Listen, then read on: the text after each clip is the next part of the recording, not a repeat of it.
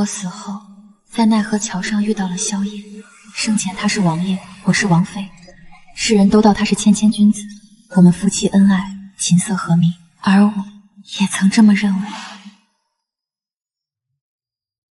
快走，快走，别堵着路！大人，我在等一个人，求您给我些时间。等人？等谁？我此生挚爱。这一等，他就等了10年，而我也看了他10年。你来了，你终于来了！没有你的这些年，我活得像个行尸走肉，每一天都是煎熬。我也是，王爷，我以为再也见不到你。能在这死后与你相守，就算让我万世不去轮回，我也甘之如饴。那苏婉宁若是在地府里等你，该怎么办？别提他，我忍了他一辈子，也委屈了一辈子。这回再遇到，我绝不会再忍了。只当不认识他便是。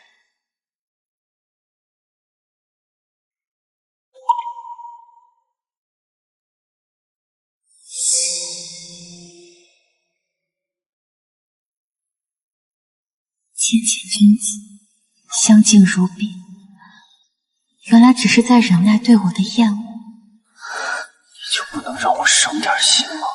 他讨厌我，而我却把他当宝当了一辈子。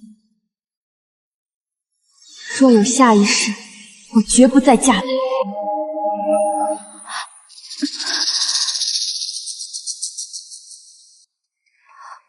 我重生了，回到了15岁。婉宁啊，你和端王青梅竹马，又有口头婚约，你为何又反悔，不愿意嫁他？圣上，端王对臣女并无男女之情，他心地纯善，乃谦谦君子，想来是不忍服了臣女多年的情谊，才勉强应下。可臣女也并非厚颜泼皮之辈，不愿强嫁强娶，不如算了，也好各生欢喜。皇上都是乖巧懂事的好孩子，若非不得已，婉宁也不会来求我们，就由了他吧。罢了。前一世，我正是今天进宫求的赐婚圣旨，没想到重生后，竟是从这里开始。或许这也是上天的意思。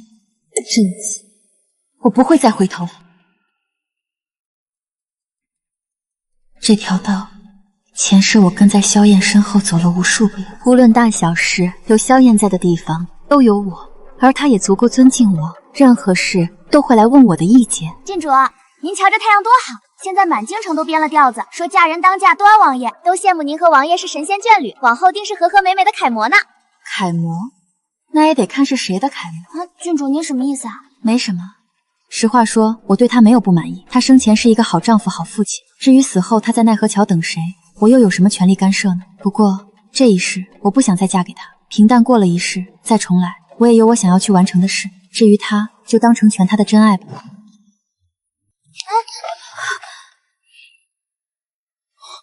郡主，原来你在这里。王爷找我有事。郡主今日进宫找皇后，可是有要紧事？前世萧燕和我说话时也是这样的语气，目光疏离，言语间竟全是戒备。她在戒备什么？怕我求姑母赐婚。我娘做了红豆饼，让我给皇后娘娘送下来。那就好。前世的我怎么会看不出这些？王爷若没别的事，婉宁先回了。婉宁，你年岁还小，婚事不必着急这1-2年。女子这一生，无论在哪里，都不如在父母膝下自在。话说得真漂亮，要不是重活一世，谁能听出这是在劝我别打他的主意？是，王爷的一番苦心，婉宁心里明白了。你能明白便好。陆华，你们走慢些，务必护好郡主周全。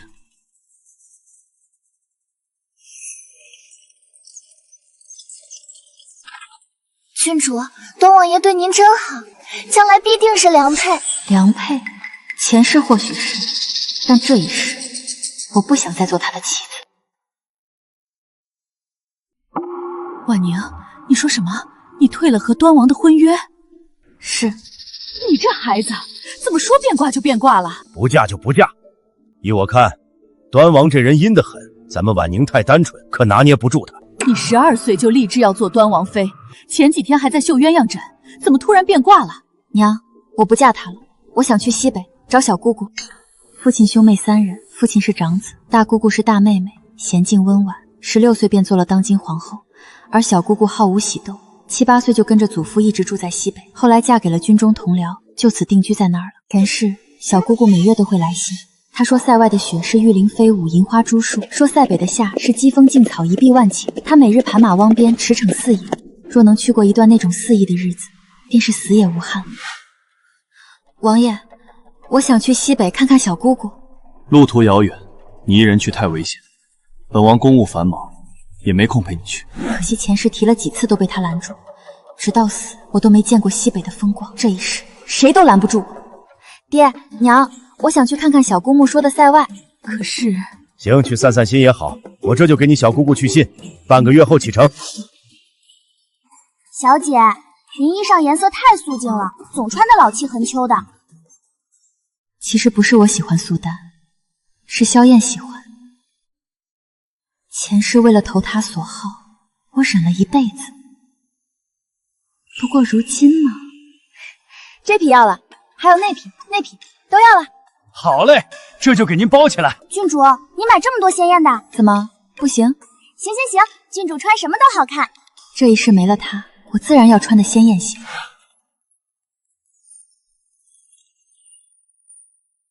今日她好漂亮。这种颜色的裙子，我前世鲜少穿，萧燕也是第一次见。哟，婉宁郡主买这么多布料，难不成是在为亲事做准备？原来他也这么想，他也认为我是在为和他的亲事做准备。在郡王眼里，女子穿新衣就为了成亲，那郡王爷岂不是夜夜做新娘？装什么装？昨天你不是进宫逼皇后赐婚了吗？满京城谁不知道你那点心思？别人根本不想娶你，你就不要自作多情了。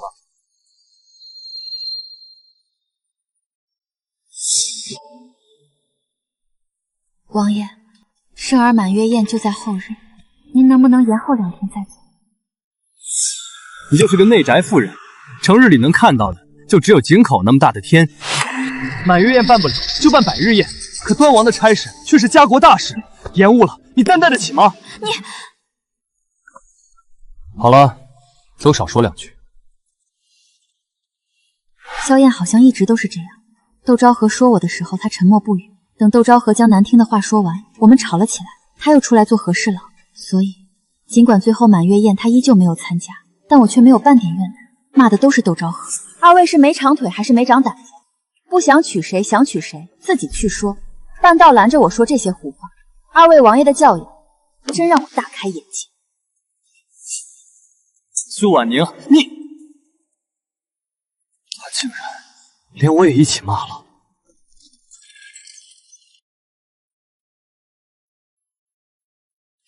郡主，奴婢怎么觉得您现在像个老太太似的，居然还专门晒太阳？这太阳晒着才暖和。京中的小姑娘家都怕晒黑，也就那些老太太才不在乎这个。前世最后那几年，我日子过得无趣，最常做的就是在院子里晒太阳。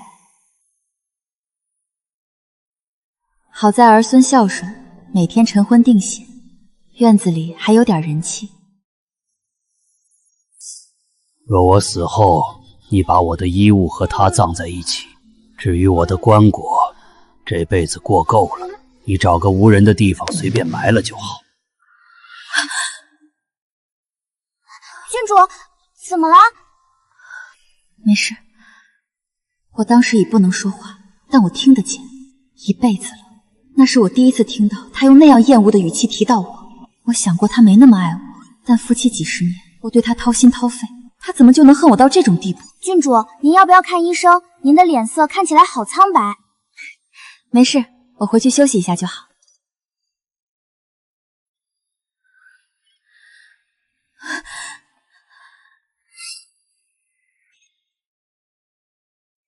别磨子，快喝！不，我不喝，我要等他。你敢在这儿撒野？我知道我已经死了，但我放不下他，我一定要等到他。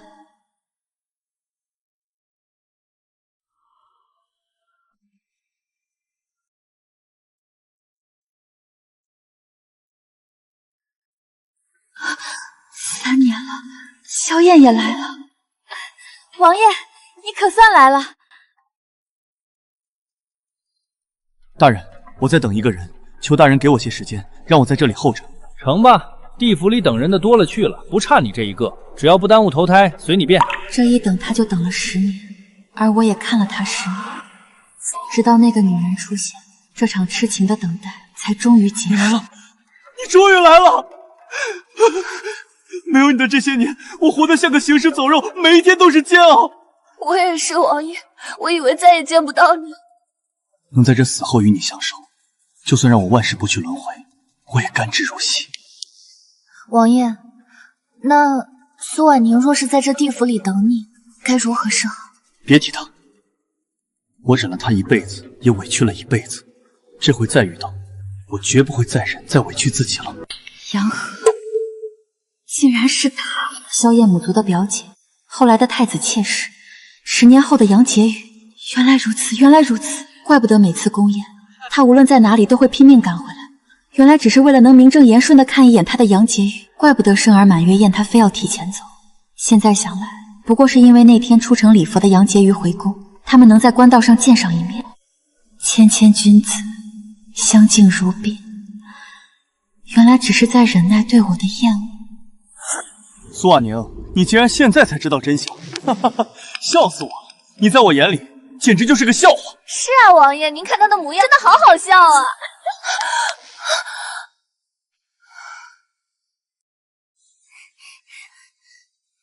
郡主，不好了！端王跪在宫里，求梁妃娘娘把杨小姐嫁给他。哦，郡主，您怎么一点反应都没有？那可是端王爷，他现在要娶别人了。他是王爷，婚丧嫁娶，难道还需要我点头？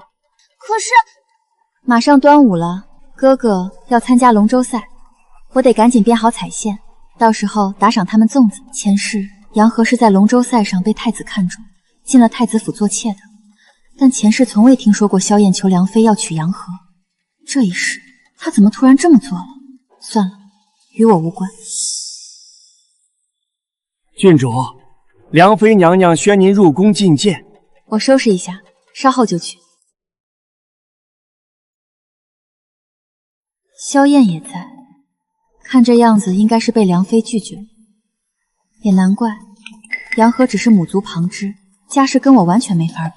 以梁妃那种泼辣霸道的性格，绝不可能让杨和坐上端王妃的位置。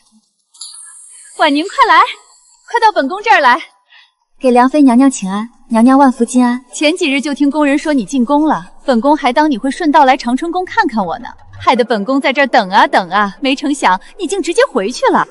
今儿本宫实在是想你想得紧，这才传你入宫。来，跟本宫说说，你最近几日都在忙些什么？回娘娘，最近在忙端午龙舟赛的事。咱们婉宁最是能干乖巧。娘娘过誉了。端王和窦昭和今年也组了龙舟队。婉宁啊，你多包些粽子，到时候给他们也多送些打赏。今天天气好，你陪婉宁去园子里走走。不必了，娘娘若没别的吩咐，婉宁还要回家包粽子。还愣着干什么？还不去送婉宁出宫？不麻烦王爷了，我自己可以。婉宁，表姐这些年不容易，她9岁就父母双亡，这些年寄人篱下，最大的心愿就是能有一个属于她自己的家。王爷特意追出来跟我说这些做什么？婉宁，你不明白，表姐在这世上已经没有亲人了。我当年答应过她，一定要给她一个家。既然王爷有此宏愿，那你给她便是了。婉宁，你当真不介意？你不怪我求母妃纳她。我为什么要介意？王爷成亲，王爷自己愿意就好了。你娶谁纳谁，和我有半点关系？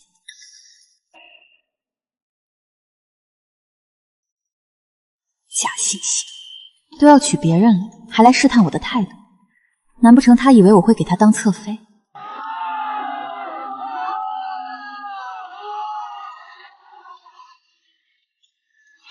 郡主快看，世子爷果然厉害，竟然抢到了这地段最好的棚子。婉宁，快过来坐，今年你可算舍得出府看热闹了。前世这时候，我正躲在房里绣那件永远也穿不顺心的嫁衣。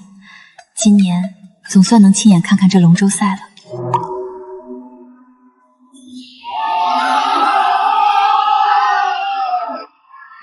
哥，快，再快一点，追上去！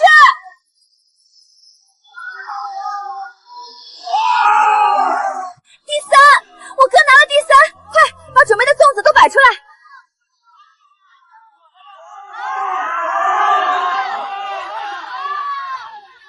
杨和，给郡主请安。杨小姐，郡主，此地喧闹，不知杨和是否有幸，请郡主借一步说话。有什么话就在这儿说，我哥哥马上过来了，我没空陪你借一步。郡主对我敌意这么大，是因为端王爷吗？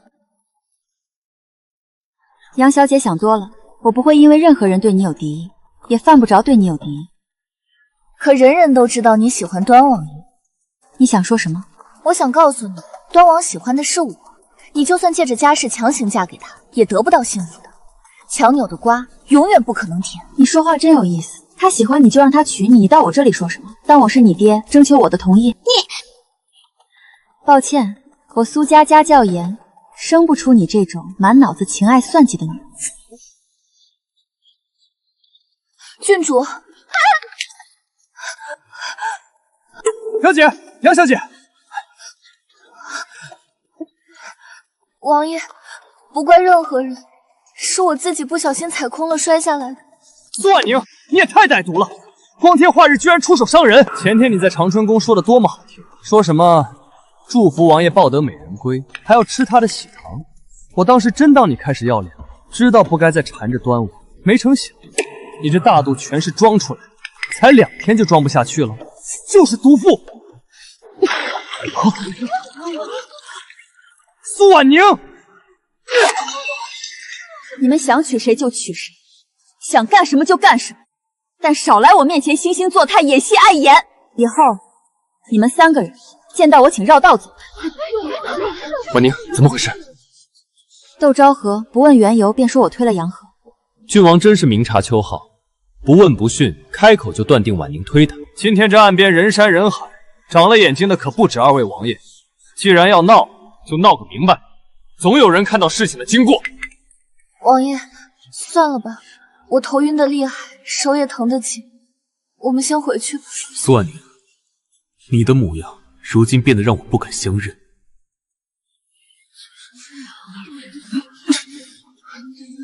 你这个孬种！世子爷，秦王爷请您过去说话。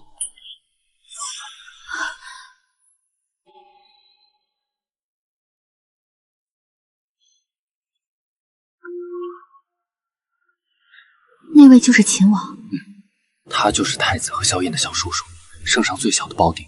他的封地在荣昌，而且手握重兵。婉宁，你先在此候着，我去萧来。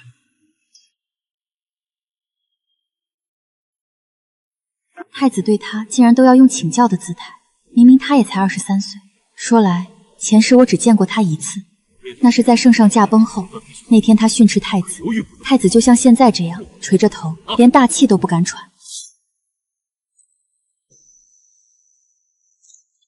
这是郭夫人让本王捎回来的家信。郭夫人，那不就是小姑姑吗？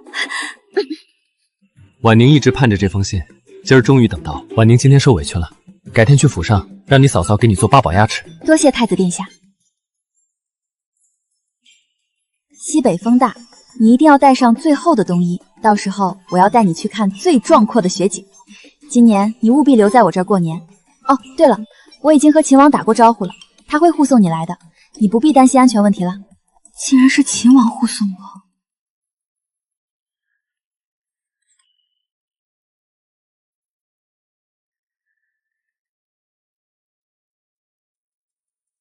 老爷，你说青玉怎么会请秦王爷帮忙护送婉宁？能和秦王一路，我们就什么都不用担心了，这是好事。老爷，你就不觉得这事儿奇怪？青玉哪有那么大的面子，能请得动秦王爷？那可是秦王啊，连圣上都要礼让3分的人物，竟肯为了咱们婉宁当护卫。哎呀，小妹在西北待久了，说不定跟秦王有什么交情呢。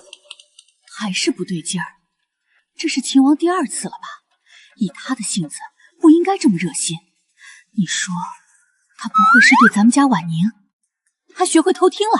去，回屋收拾东西去。可恶，刚刚离得太远，啥也没听清，就听见了个第二次、第三次，第二次、第二次、第三次。我以前难道和秦王有过交集吗？但我怎么一点印象都没有？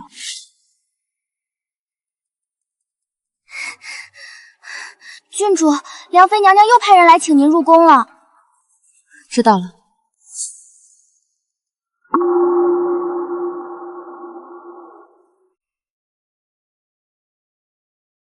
臣女参见梁妃娘娘。梁妃娘娘万福金安。婉宁啊，你是我看着长大的孩子，本宫这心里一直把你当成亲生女儿疼。既然都是一家人，本宫也就不和你拐弯抹角了。你是本宫认定的儿媳，端王妃。这世上除了你，我谁都不认。娘娘，端王和和儿的事你也知道了。和儿可怜，端王心善怜惜她。这事本宫虽然不同意，但她到底是本宫的侄女，所以本宫和你商量，等你和端王成亲后，让她入府做个侧妃，你可同意？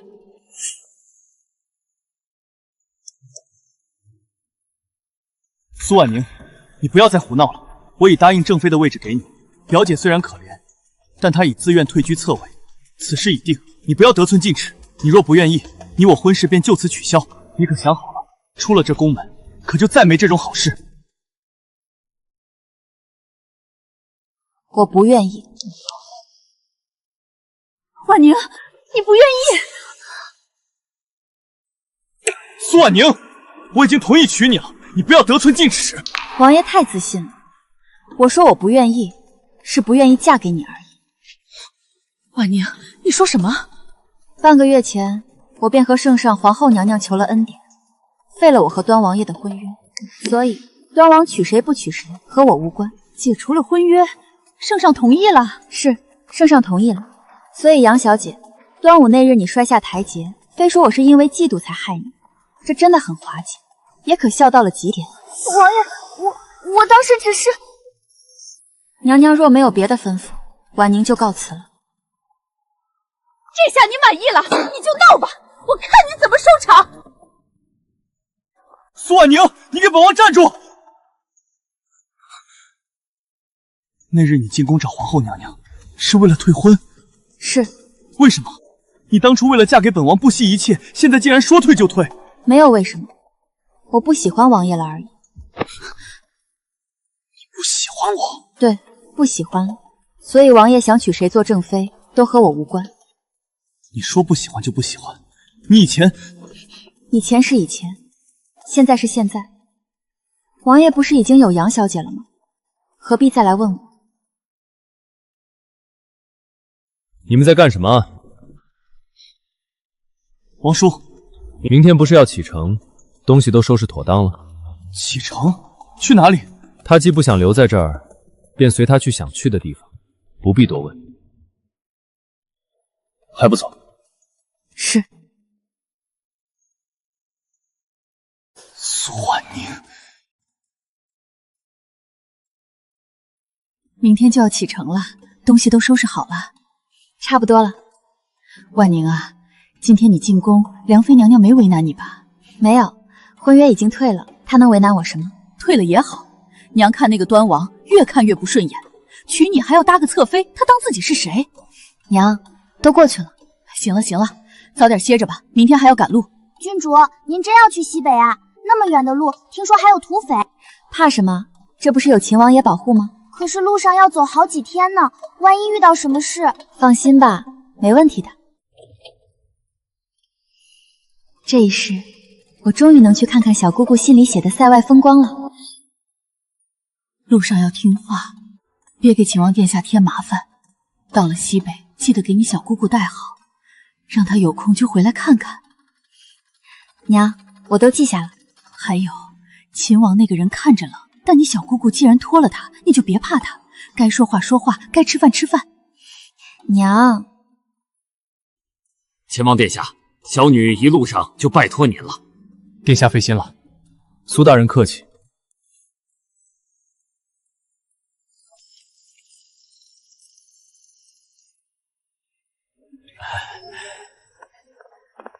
明日陈政启程，莫要让本王等你。是。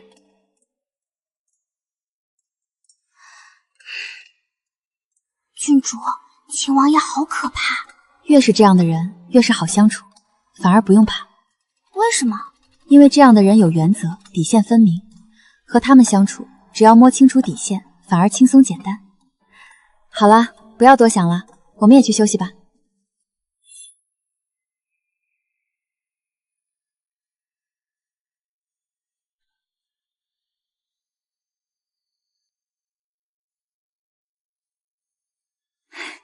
王爷早。既然起了，便早点走，莫要耽搁。好。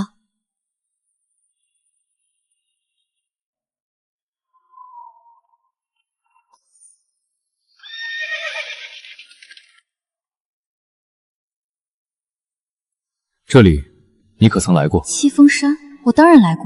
11岁的时候，我闯了祸离家出走，走到七峰山时，车夫抢了我的钱跑了。黑漆漆的夜里，我躲在山坳里，四面狼叫，我吓得一直哭。后来被找回家后，我还病了好多天呢。这种事可不能告诉他，太糗了。没来过。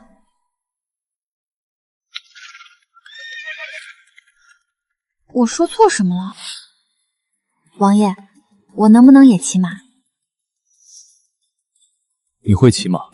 我会，我儿时启蒙过，6艺都会一些。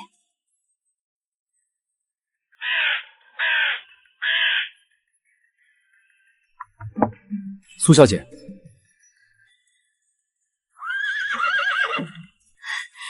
是给我的吗？若是不会骑，便不要承诺。谢谢秦王爷。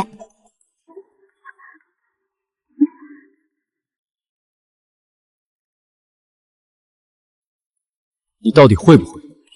会的，王爷您先走，我熟悉一下，肯定就能追上来。王爷，这就是你说的会骑马？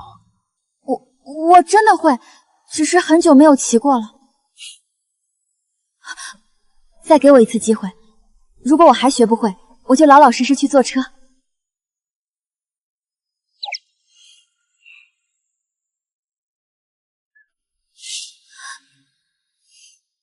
双腿夹紧，勒紧缰绳，还有什么来着？该死，忘完了。坐直，缰绳松一松。你拉这么紧，他不知你要他前行还是停下。哦，好的。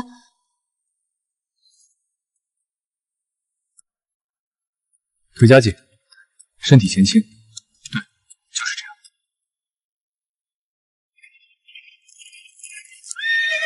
王爷，我会了。王爷，我在前面等你。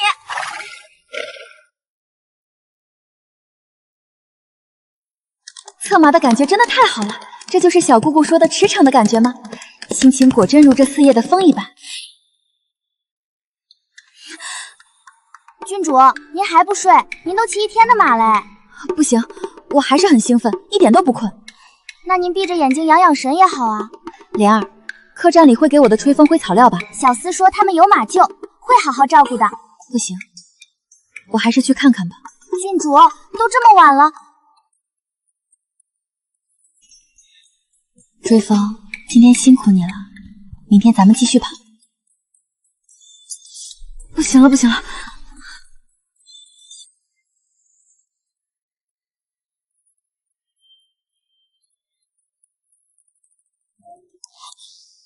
往北，夜里不安全，一个人不要出来。我就看看追风，怕他没草料吃，不出客栈的。王爷，你要出去吗？我的事不用和你解释。哦。伙计，有没有冰豆沙？绿豆、红豆都行。客官，这个时辰没有了。好吧。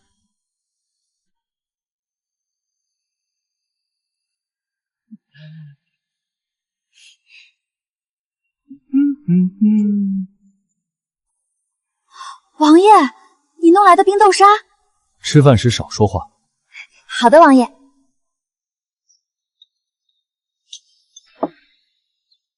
做什么？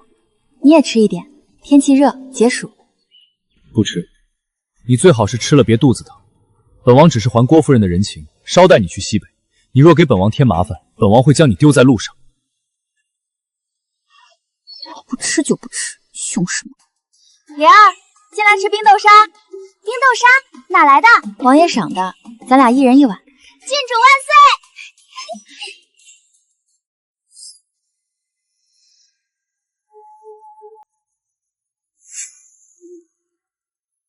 郡主，您怎么了？没事，晒得有点头晕。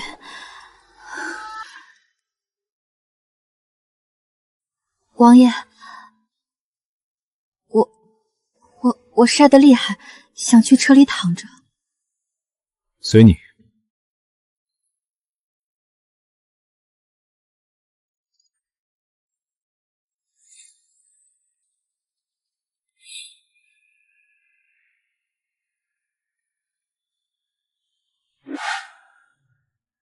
这位小姐体寒，不宜吃生冷的东西，可是吃了冰的。吃了一碗冰豆沙。难怪，老夫开几副药，回去煎服，忌生脸辛辣，静养2日便好。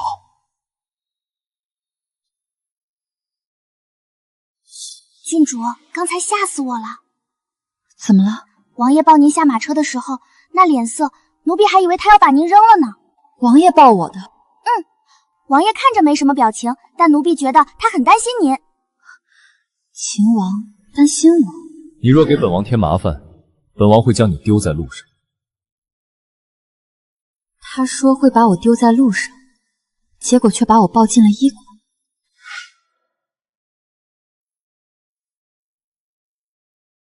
郡主，看秦王那边租了个客栈就没动静了，今天还走吗？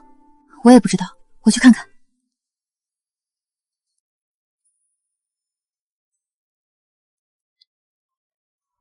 身体好了？好了，这一路给王爷添麻烦了。是很麻烦。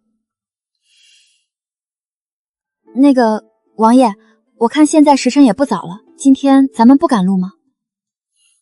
本王觉得这里风景好，打算多待一天。你要着急，你先走。没有，我不着急。还好没走，不然我这身子可吃不消。那王爷忙，我不打扰了。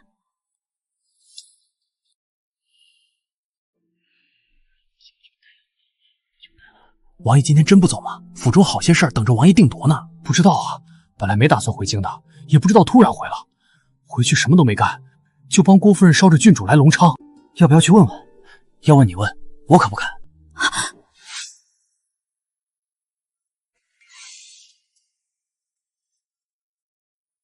难道是我做梦了？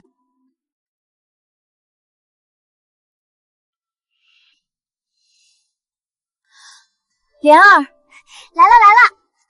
去买些菜回来，要新鲜的，鱼、肉、时蔬都来一点。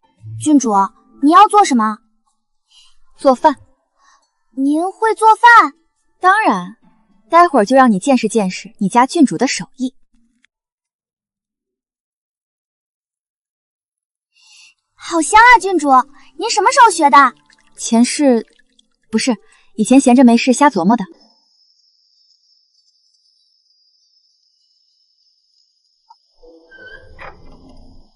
明天就到隆昌了，为了感谢您一路对我的照顾，我做了几样拿手的菜，还望您不嫌弃。你做的？本王带了厨娘，不需要你的感谢。倒是不知道，堂堂郡主还亲自下厨。王爷要是不吃，那就算了，您赏给下人吃吧。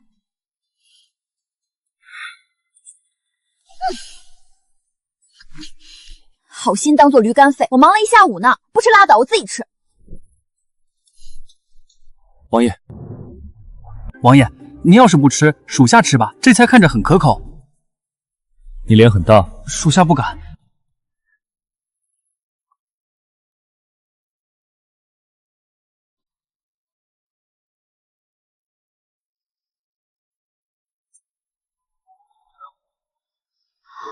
王爷，本王不许浪费。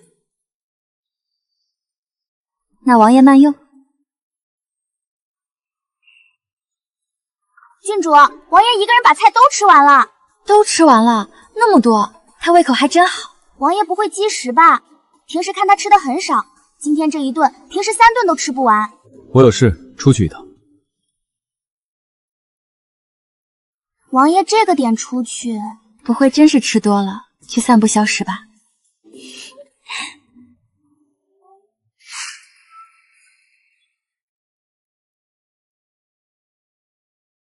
王爷回京是办事吗？事情办完了吗？办完了。王爷，那您的府邸和郭将军府邸离得远吗？不远。那你平时会来这里吗？偶尔。这里的风景是不是很美？很高兴。很高兴，我喜欢这里。喜欢也不要久待，你总归要回京城的。那可不一定，我已经和爹娘说过了，来去随我。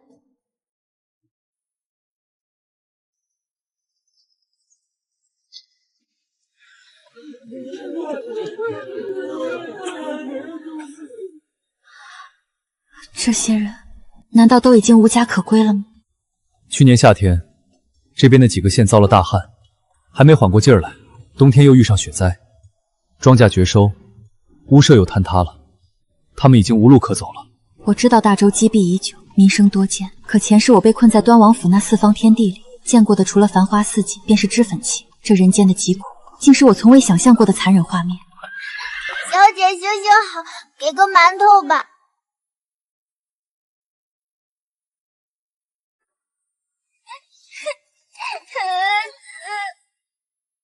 郡主，不能给，四周都是乞丐，给了他一个，下一刻我们就会被围住；给了一个不给其他人，就会出乱子，甚至因为漏了吃食，引来杀身之祸。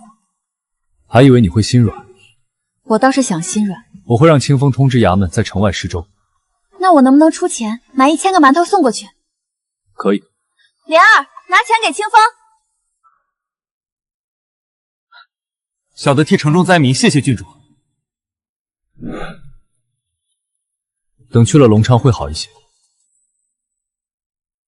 隆昌肯定不一样，毕竟是您的封地嘛。你既想常住，倒是可以做点事。隆昌和京城不同，女子也不仅限于内宅。那我想想，能不能做点事？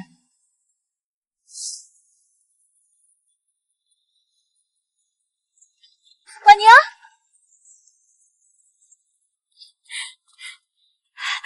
小姑姑，哎呦哎呦，我家婉宁真的是个大姑娘了，像我真漂亮，就是娇了点，不过没事，跟着我娇不了。秦王爷，我家婉宁给您添麻烦了吧？确实添麻烦了。没有。改日请您过府吃饭啊。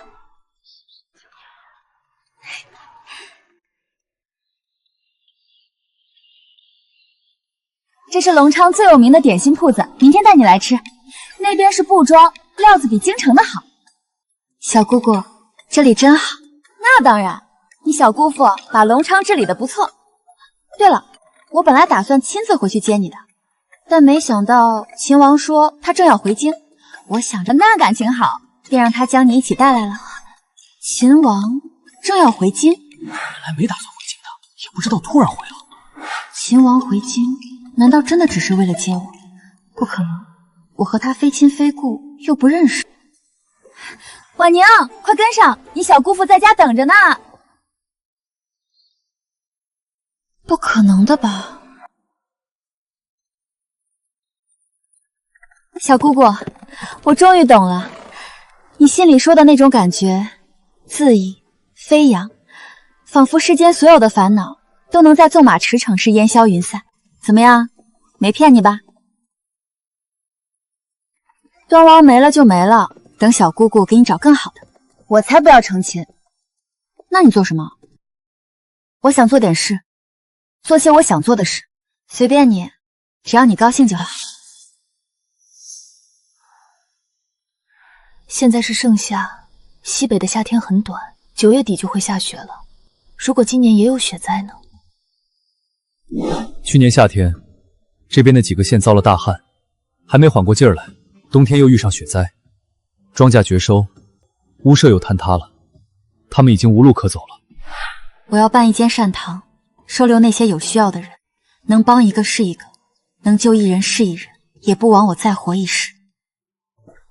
小姑姑，我想办一间善堂。我觉得可行，要不你试试？您真觉得可以？当然，不过这里是隆昌，你真要办的话，还是应该先问一问秦王。我知道了。哎，你这就去？我是急性子，做事不喜欢拖泥带水。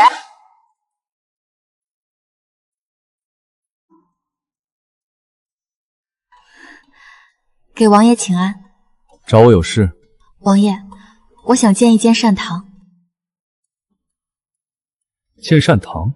是，来的时候那些人好可怜，我怕今年冬天又下雪，所以想做一点力所能及的事。想法挺好的，但这件事想要做好，并不容易。我知道，善堂不仅仅只是盖一院子的房子给他们容身之所，还有他们的吃喝、暂住时的安全，住进去人的生老病死，有的问题立刻能解决，有的问题我需要时间，但肯定都能解决。此事不是小儿胡闹，你若做不好，却又造成了不利影响，本王会追责于你。我一定会认真去做这件事，王爷放心。你在这里建善堂，是不打算回京了？对，王爷欢迎吗？隆昌这么大，本王欢不欢迎都不影响你留下来。那不是，王爷欢迎了，我会更高兴。这里盖正房，那边是厨房，后院可以建几排通铺。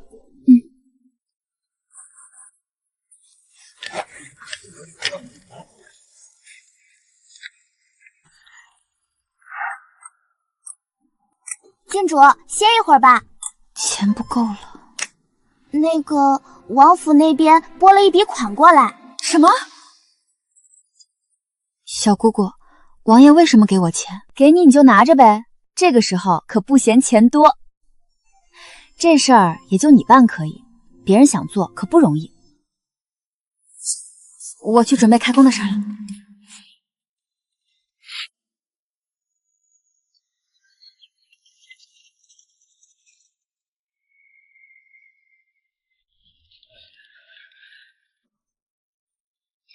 姐姐，吃地瓜，刚刚烤好的。好甜。我娘说我们今年熬不过去了，没想到现在不但没冻死，还能吃到这么好吃的东西。郡主，送米粮来了。谁送来的？是秦王爷。是给我们的吗？是给你们的。这些东西熬过冬天完全没有问题了。我有储备，但只能撑到过往年。现在有了这些，整个冬天都不用愁了。谢谢你。今年没问题，可明年你有什么打算？自食其力。怎么自食其力？王爷明年就知道了。那本王拭目以待。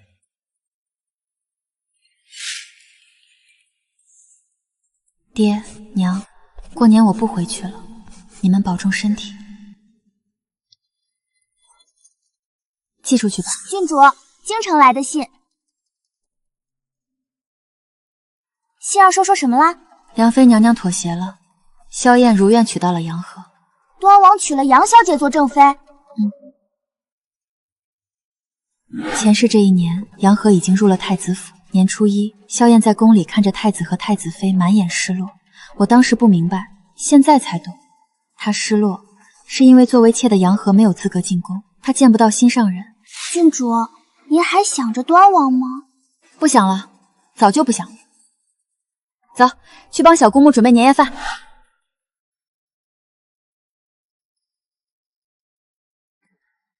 要不要喊王爷一起来吃年夜饭？王爷会来吗？你去喊，他肯定来。您老拿我打趣，我倒是没什么，可若叫王爷听到了，还以为我们图谋不轨呢。他巴不得你图谋不轨。小姑姑，去请人来，这里不用你。我去就我去。王爷，小姑母让我来请您今晚去府上吃年夜饭。走吧。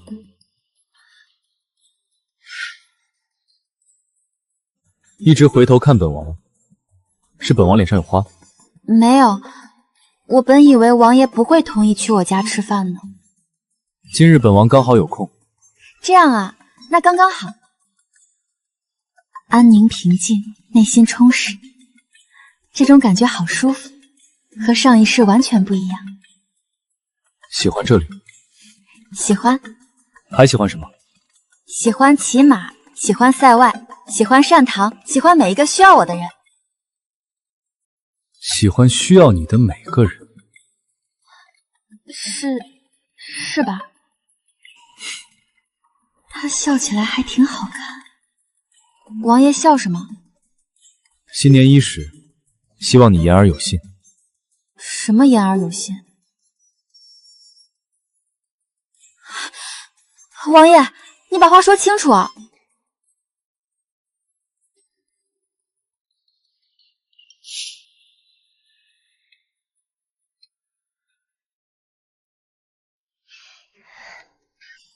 这半年来给您添了不少麻烦，婉宁多谢王爷照拂，以后还请您继续照拂。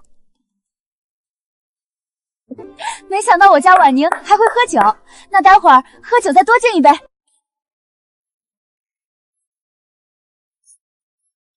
你记不记得你11岁那年被你爹打了，闹着要来西北找我的事儿？当然记得。你进了七峰山的山坳里，钱被抢了，人被丢在山里，叫天天不应，叫地地不灵。记得，后来的很多年，那都是我的噩梦，害得我再也不敢一个人出远门了。那你可知道最后是谁救你出来的吗？这个场合，小姑姑突然提起这件事，当然不可能无缘无故。难道是王爷？没错，那日王爷路过，见你一个人，就将你带回了客栈，照顾了你2天，才打听到你的身份，将你送回家。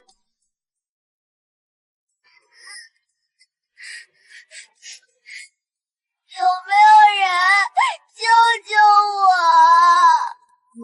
我？我不记得，也从未听家里人提起过。当时入京未得宣诏。他当时入京没有得到圣上宣诏，所以不能对外声张。原来如此，怪不得小姑姑会让秦王来接我，怪不得秦王一路上对我多有照拂，怪不得秦王在七峰山听到我说没去过就沉了脸。原来他早就认出了我，而我没有认出他。王爷，救命之恩无以为报，我再敬你一杯。什么叫无以为报？你以身相许不就好啦？你不要乱说，王爷会听到。王爷，您听到了吗？听到什么？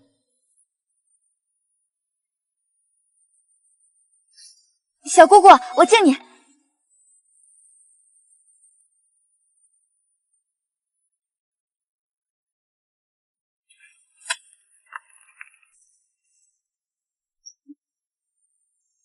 郡主，这种粗活我们来就好了，您去歇着吧。没关系，这样吧，我用小锄头，您用大的，这样可以吧？土地好硬，以前这种活我简直想都不敢想，现在倒是无所谓，做起来反倒特别有劲儿。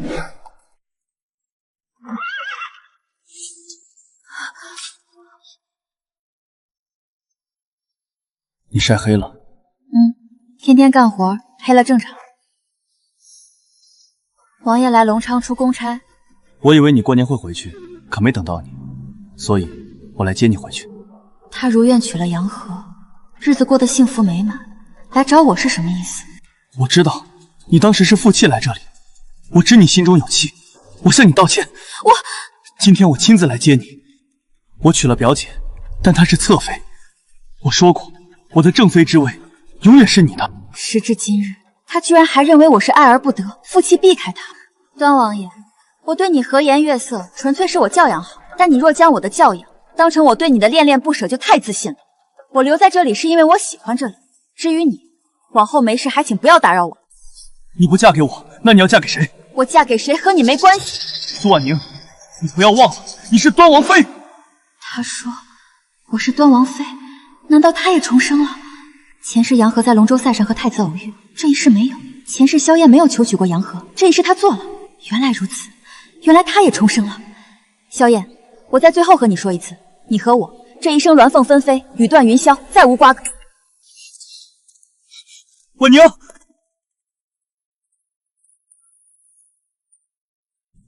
事情都做完了，我正好路过，接你回去。王爷接我，怎么没带车来？你骑马，我给你牵马。王爷，那我就不客气了。小叔，你既娶了想娶的人，就好好过日子。永昌，没事不许来。小叔，你什么意思？萧燕，记住了，以后再来别喊名字，要喊沈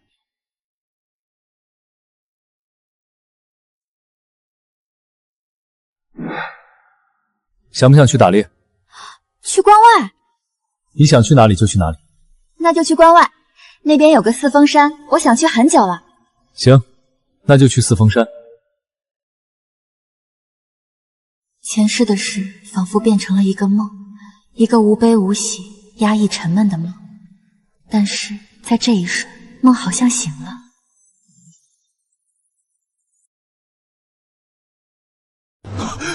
我重生了，重生在苏婉宁请求赐婚之前。我回来了。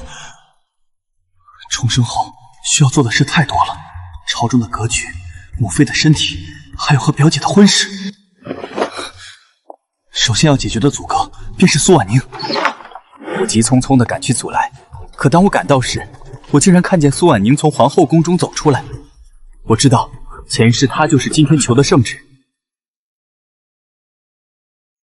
郡主，原来你在这里。王爷找我有事。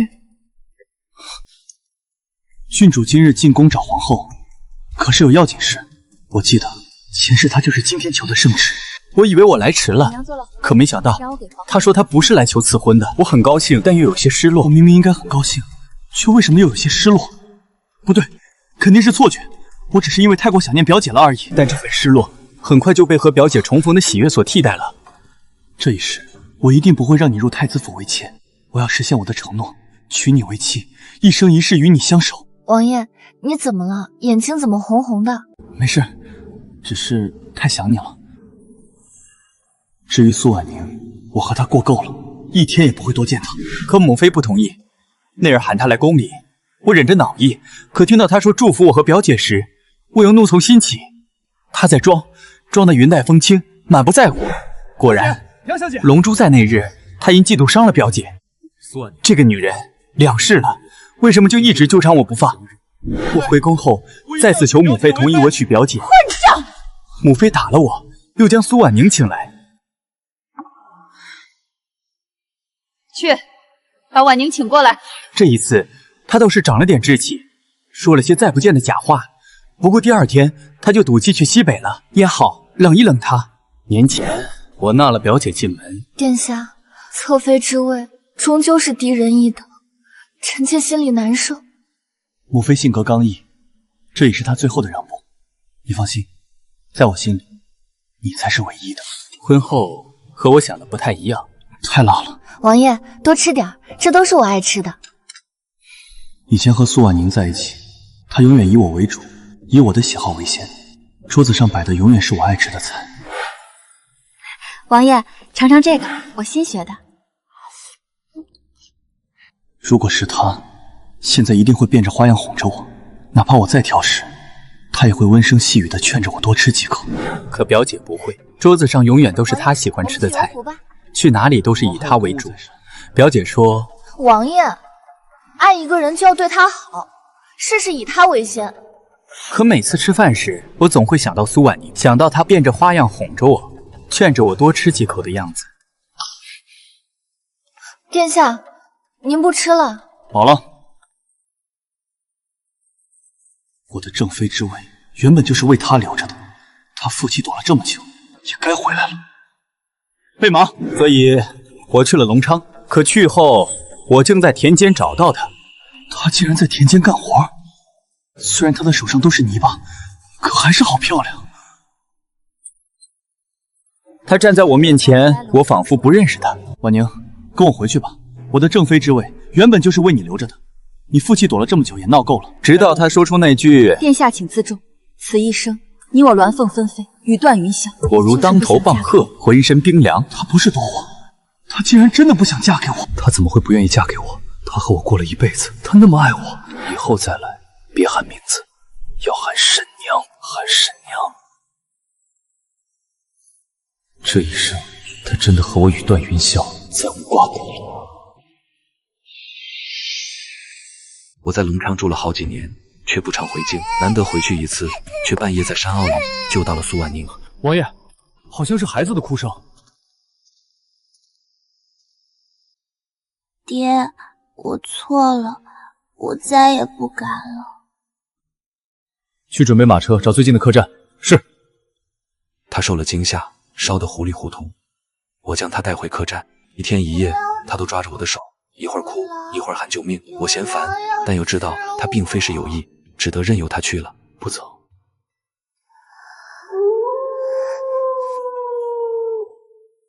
去请大夫。是，这就去。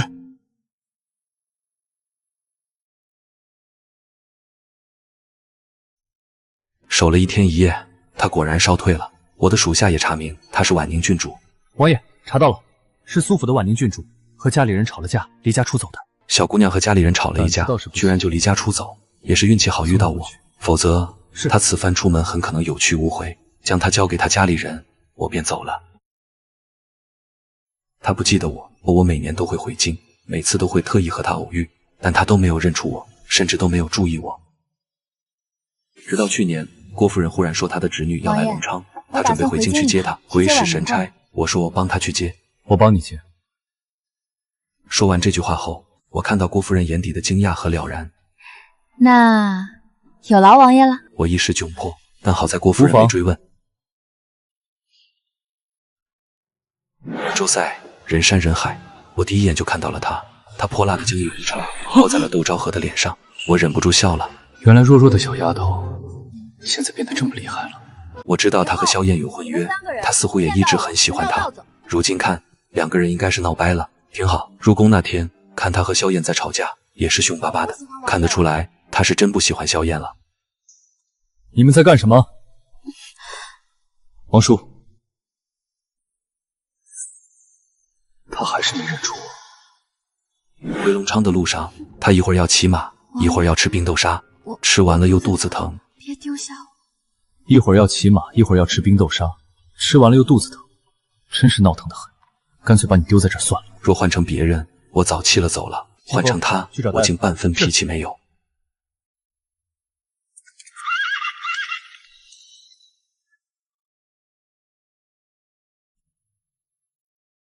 没良心的小家伙，几年前在七峰山救了你，却一点也不记得，真的是又闹腾又胆小，还没良心。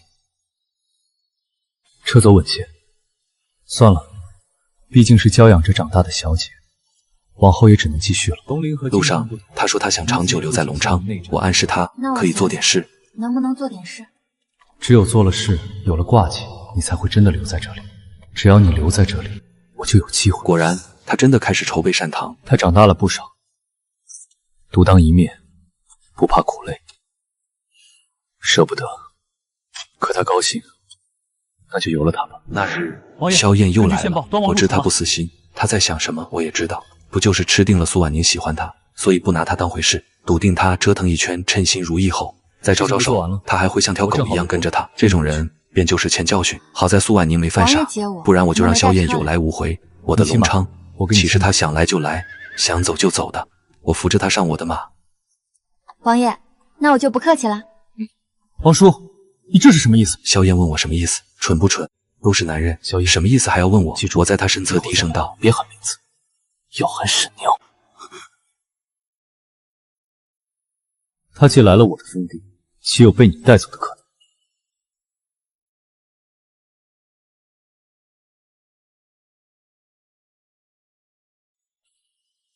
他喜欢这里，早晚也会喜欢我。我等得起。